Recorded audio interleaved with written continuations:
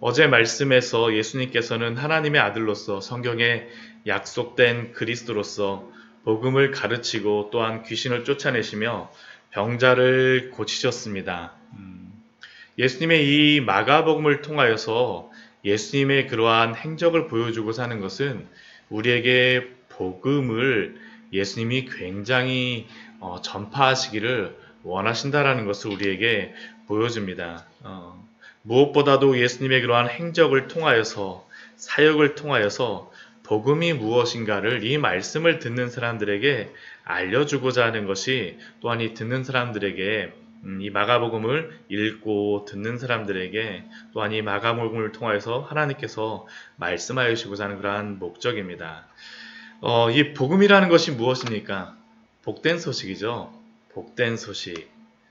예수님께서는 그 복된 소식을 또한 전하는 것에 굉장히 관심이 많으시고 그것에 집중하십니다. 그런데 이 예수님이 복음을 전하시기 전에 오늘 말씀을 보게 되면 먼저 하시는 것이 있습니다. 그것이 무엇입니까? 새벽에 기도하시는 것이죠. 흡사 우리가 이 새벽에 나와서 기도하는 것처럼 예수님께서도 새벽 아직 밝기 전에 우리가 이 이전의 말씀을 보게 되면 전날 안식일에 회당에서 가르치시고 또한 귀신을 쫓아내시고 베드로의 장모를 고치시며 저녁까지 밀려드는 병자들과 또한 귀신들과 씨름하셨음에도 불구하고 예수님께서는 그 피곤한 몸을 이끌고 다시 새벽 아직 밝기 전에 한적한 곳으로 가셔서 기도하셨습니다. 여기서 한적한 곳이 어딘지 아십니까? 이게 원어적으로 보게 되면 광야입니다. 광야. 우리가 광야의 샘교회에 와서 기도하는데 예수님께서 광야에 나가서 한적한 곳에 가셔서 새벽에 기도하셨습니다. 우리와 정말 비슷한 그러한 것이죠. 광야에서 기도하신 예수님의 그 모습. 왜 예수님께서는 이렇게 새벽 아직도 밝기 전에 광야와 같은 곳에서 한적한 곳에서 기도하셔야만 됐겠습니까? 예수님이 하나님의 아들로서 오셨는데 기도하신다라는 것이 사실은 우리가 말씀을 볼 때 좀 이해가 되지 않을 수도 있습니다. 왜 예수님이 기도를 하셔야 될까?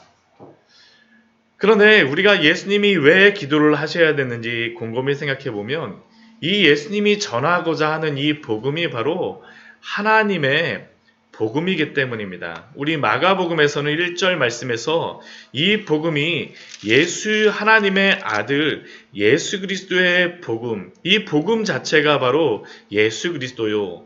또한 복음을 전하고자 이 예수 그리스도를 통하여서 복음이 시작되었다라고도 말씀하고 있지만 또한 14절 말씀을 보게 되면 예수님이 전하시는 이 복음을 이렇게 또한 말씀합니다.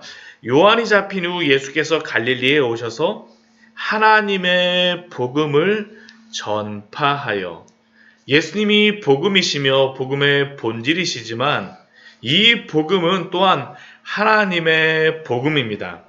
하나님이 예수 그리스도를 통하여 이 복음을 전파하기를, 이루기를, 성취하기를 계획하셨습니다. 그리고 이 땅에 오셔서 하나님께 순종하며 복음을 성취하고 계신 그 예수님께서는 또 새벽에 일어나서 하나님과 교제하시며 기도하고 계시는 겁니다. 복음을 전파하기 위하여서 예수님이 기도하신다라고 우리는 생각할 수가 있습니다. 하물며 예수님도 이 복음을 전파하기 위해서 기도하셨는데 우리는 어떻게 되겠습니까? 더욱더 기도해야 되겠죠. 우리가 만약 복음을 위하여 순종하며 살아가야 되겠다라고 생각하고 또한 기도한다, 우리가 소망한다라고 하면서 만약 우리가 기도하지 않는다면 우리는 그 사명을 감당할 수 없습니다. 왜냐하면 이 복음은 바로 하나님의 복음이며 예수 그리스도가 바로 이 복음의 본질이기 때문입니다. 이 새벽 예수 그리스도 앞에 하나님께 또한 기도하며 나아가신 우리 귀한 성도님 되시기를 축원합니다. 그런데 이렇게 예수님이 기도하실 때에 시몬과 그의 제자들이 예수님의 뒤를 따라갔다라고 36절 말씀에 기록하고 있습니다. 예수의 뒤를 따라가. 여기서 따르다라는 그러한 의미는 뒤쫓다, 사냥하다라는 그러한 의미입니다. 굉장히 예수님께 대하여서 집요하게 예수님을 막 따라가는 모습이 바로 이 제자들의 모습입니다. 시몬과 함께하였던 그 제자들이 예수님이 새벽에 기도하고 계신데 막 사냥하듯이 막 굉장히 열심히 예수님을 따라온 것이죠. 왜 그랬겠습니까? 우리 37절 말씀은 그 이유를 알 수 있습니다. 모든 사람이 주를 찾습니다. 예수님의 첫날의 사역을 통하여서 이비 가버나움 지역에서는 예수님은 아주 유명 인사가 되셨어요. 그래서 아침부터 새벽부터 예수님이 기도하러 가셨는데 그 아침서부터 사람들이 꼴뚜새벽부터 와갖고 그냥 막 문을 두드리고 있는 것이죠. 지금 어떻게 보면 베드로의 그 집 안에 집에 거하시지 않았겠습니까? 그러니까 시몬의 집에 가서 사람들이 막 두드리니까 이 제자들도 그러한 소리를 들으면서 예수님께 찾아왔습니다. 그런데 예수님께서 무엇이라고 이 제자들에게 말씀하십니까? 34절 말씀을 보게 되면 우리가 다른 가까운 마을로 가자라고 말씀하세요. 예수님께서 그들의 많은 찾는 사람도 있었음에도 불구하고 그들에게 가시는 것이 아니라 가까운 마을로 가자라고 말씀하십니다. 왜 그렇게 말씀하시겠습니까? 가까운 다른 마을에서도 전도하리니 내가 이를 위하여서 왔다라는 것이 바로 예수님의 의도였었죠. 왜 그렇겠습니까? 복음이라는 것이 그 의미가 무엇입니까? 복된 소식이죠. 영어로는 굿뉴스라고 하지 않습니까? 좋은 소식. 이 가버나움 사람들에게 뿐만 아니라 예수님의 이 복음은 모든 사람들에게 그 주변의 다른 사람들에게 전해야 된다라는 게 바로 예수님의 마음이었습니다. 그뿐만 아니라 예수님은 이 복음을 전하시는 것에 관심이 있으셨지 많은 사람들의 또한 인기라던가 많은 사람들을 모으기 위해서만 복음을 전하신 것은 아니라는 것을 또한 우리는 깨달아야 합니다. 예수님은 여러 사람들의 변덕스러운 함성과 인기를 얻기 위하여서가 아니라 하나님의 복음을 전하기 위하여서 오셨다는 것을 우리는 알아야 합니다. 이것은 이 시대에 많은 교회와 또한 목회자들 또한 성도들에게 어떻게 교회를 세워가며 어떻게 성도로서 살아가야 되는지 우리에게 알려줍니다. 이 시대의 구름대와 같은 많은 사람들이 몰리는 것도 중요하지만 그리고 그것이 부흥이라고 생각하지만 그것이 부흥 맞습니다. 그러나 더욱더 중요한 것은 무엇이겠습니까?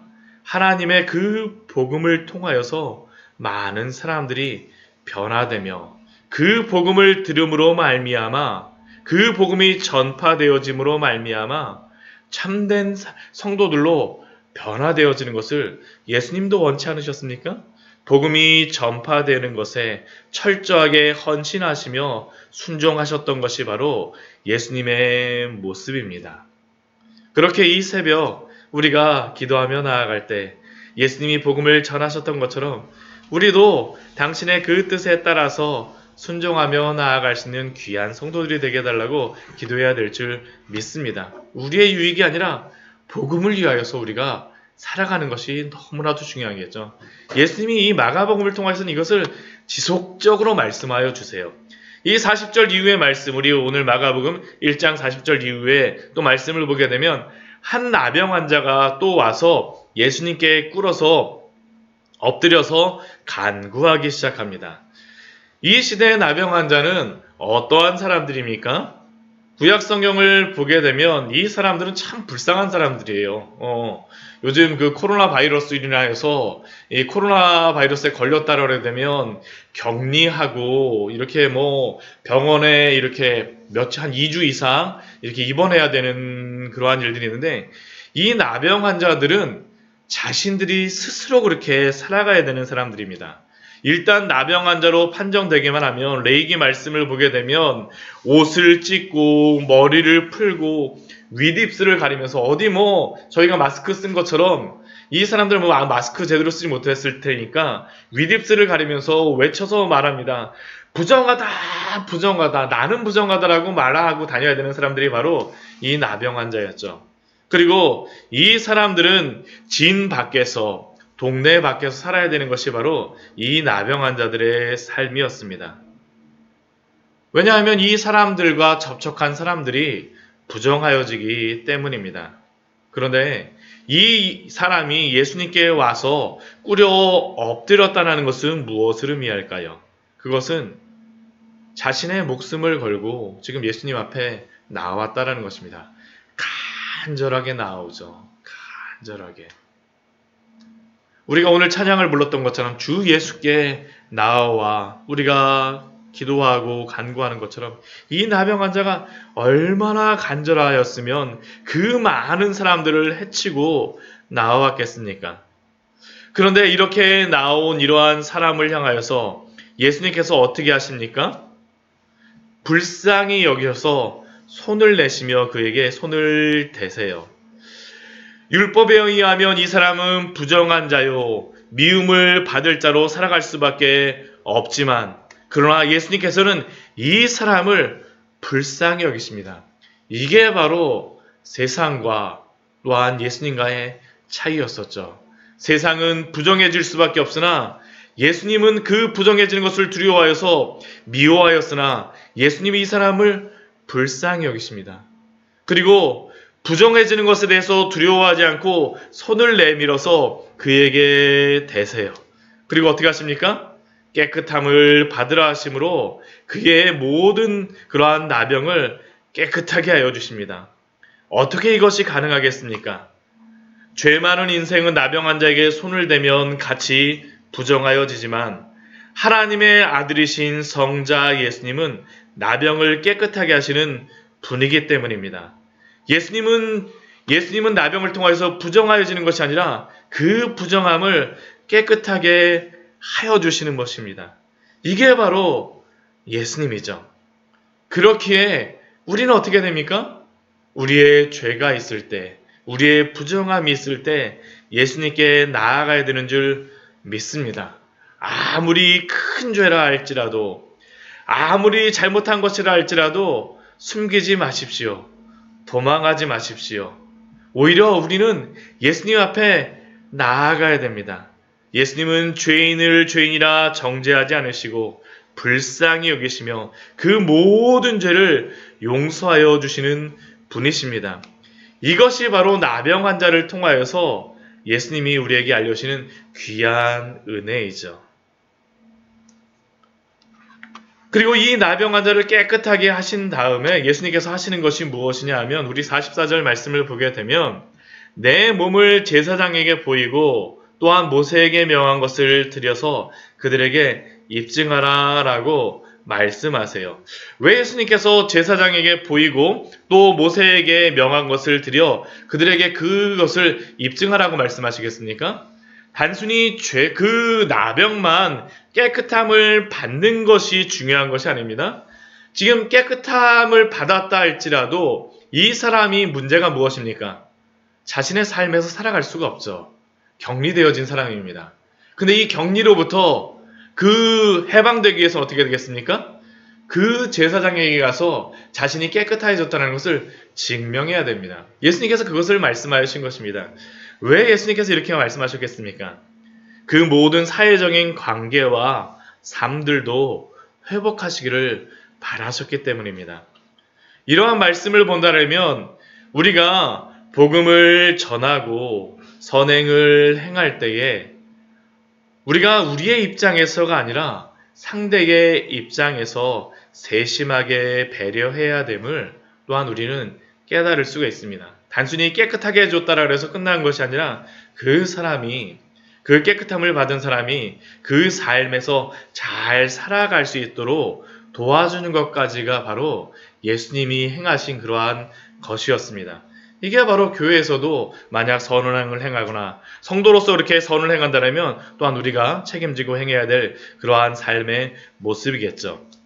그러네 오늘 말씀을 또 봐도 43절 말씀을 보게 되면 예수님이 이 나병 환자를 깨끗하게 해주신 다음에 그를 보내시며 또 어떻게 하시냐면 엄히 경고하세요. 엄히 경고하세요. 무엇이라고 엄히 경고하십니까? 삼가 아무에게 아무 말도 하지 말라라고 경고하십니다. 어제도 그 귀신을 통해서 이렇게 말씀하시고 또 나병 환자를 통하여서 또 이렇게 말씀하시는 그 이유가 무엇이겠습니까? 다른 것이 아니죠. 예수 그리스도의 복음을 예수 그리스도의 그 복음의 그 진리가 전파되기를 원하셨기 때문입니다. 우리는 많은 사람이 와서 예수님을 따르게 만드는 것이 중요하고 많은 사람들에게 그것이 알려지는 것이 중요하다고 생각하지만 그러나 예수님은 복음을 믿지 않고 또 예수님이 전하는 그 복음의 말씀을 받아들이지도 않으면서 이 소문이 퍼져나가는 것을 원치 않으셨습니다. 왜냐하면 그 소문만 퍼져나게 되면 예수 그리스도의 그 복음을 믿는 것이 아니라 예수님을 단순히 의사로서 아니면 단순히 유명한 랍비로서 신령한 능력자로서만 따르게 되는 것이 발생하기 때문입니다. 결국 예수님이 전하시는 복음이 전파되어지는 것이 아니라 오히려 다른 외적인 것이 전파됨으로 말미암아 복음 자체가 전파되어지는 것이 막히는 것을 원치 않으셨다라는 것이죠. 결국 예수님의 그 오늘 모든 행적의 그러한 모습은 무엇입니까? 복음 자체에 충실하게 사셨던 것이 바로 예수님의 모습입니다. 그런데 이 중풍병자는 어떻게 합니까? 그냥 말씀을 전합니다. 이게 우리 같아도 그렇잖아요. 막 병이 낫게 되면 전하고 싶습니다. 정말 전하고 싶고 알려주고 싶어요. 이 중풍병자가 가서 이렇게 주변의 사람들에게 널리 전파하게 됩니다. 그런데 그 결과는 무엇이겠습니까? 예수께서 다시는 드러나게 동네에 들어가지 못하고 오직 바깥 한적한 곳에 계셨다라고 기록하고 있죠. 하나님의 아들 예수 그리스도의 복음으로 시작한 마가복음은 지속적으로 예수님의 사역과 초점이 다른 것이 아니라 복음이 전파되도록 하는 것에 예수님이 관심이 있다는 것을 우리에게도 말씀하십니다. 사랑하는 성도 여러분, 우리의 삶에 다른 것이 아니라 이 복음에 초점을 맞추시기 바랍니다. 예수님께서 이것을 원하셨어요. 우리의 삶 속에서. 예수님의 그 복음을 자랑하며 우리가 자랑되는 것이 아니라 예수 그리스도의 그 복음이 자랑되며 하나님의 영광을 위하여 오늘 하루도 순종하며 살아가시기를 축원합니다. 같이 기도하도록 하겠습니다.